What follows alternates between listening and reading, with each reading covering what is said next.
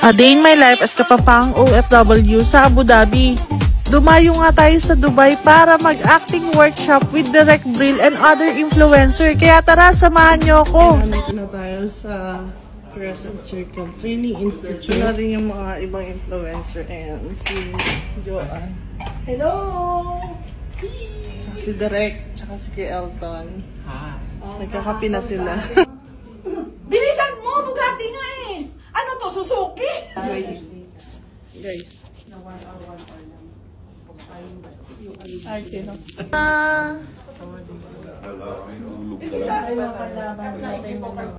Yung acting workshop, lalo na sa inyo, diba? So, ng acting. So, nag-aral din ako ng acting sa theater and sa film and TV sa ABS-CBN.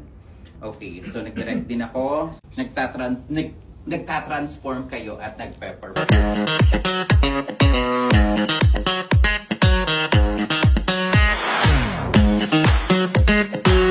So yun guys, kakatapos lang ng aming first session dito sa acting workshop dito sa Crescent Circle Training Institute. Kasama namin si Kai. Hi Kai, how's your experience? Hi. It was, fun. Kumusta na experience? Amazing. Amazing.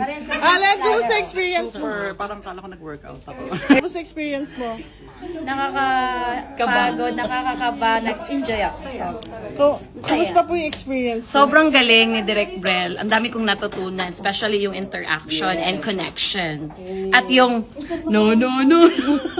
Kumusta experience? Hi, the experience is so amazing. It's so much educational. Hindi pala madali ang mag-artista. Kaya sa mga nagsasabing gusto nila mag-artista, well, dumaan muna kayo sa workshop. At mag-enroll kayo sa Crescent Circle Training Institute Acting. Nag-umpisa na yung batch 1. Batch 2, open na. Let's go!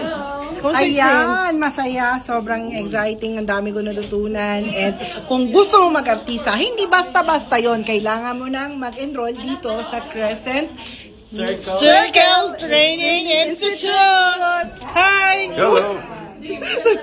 Basta gulat ako. Kumusta yung experience mo sa first day ng training ng acting natin? Super excited na sa second day actually. Ano yung pinaka nag-mark sa'yo today sa ginawa natin? Yung sinabi ni Direk na acting is reacting. You have to feel everything that's happening. You have to be very vigilant and most importantly, kailangan loosen up. Loosen up. Thank you. Thank you, Ems. Edward, ano yung pinaka nagustuhan mo sa today's acting natin, workshop? Ang pinaka nagustuhan ko yung nakaging partner ko si M. Serrano. Hindi ka seryoso ngayon, naging para sa'yo. Ang pinaka nagustuhan ko is yung natutunan ko yung iba't ibang klase ng movements, connection, and kailangan sa acting is kailangan focus ka lagi. At hindi lang dapat sinusunod mo yung script, dapat alam mo kung paano banteran din yung mga ibang kako-actor mo. Yun naman. Thank you. And I'm Edward.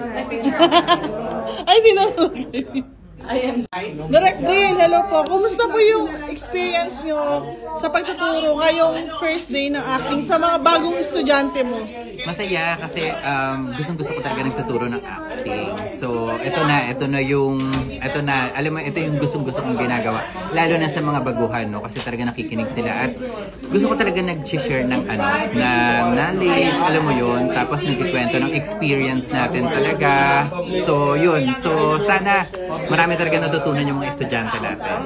Thank you po. So, ayun na nga, sa mga kabayan namin nanonood dito sa vlog ko, yun yung first day namin ng aming workshop dito sa Crescent Circle Training Institute. At kung interesado din kayo, don't forget to follow them on social media. Ito po yung social media account nila.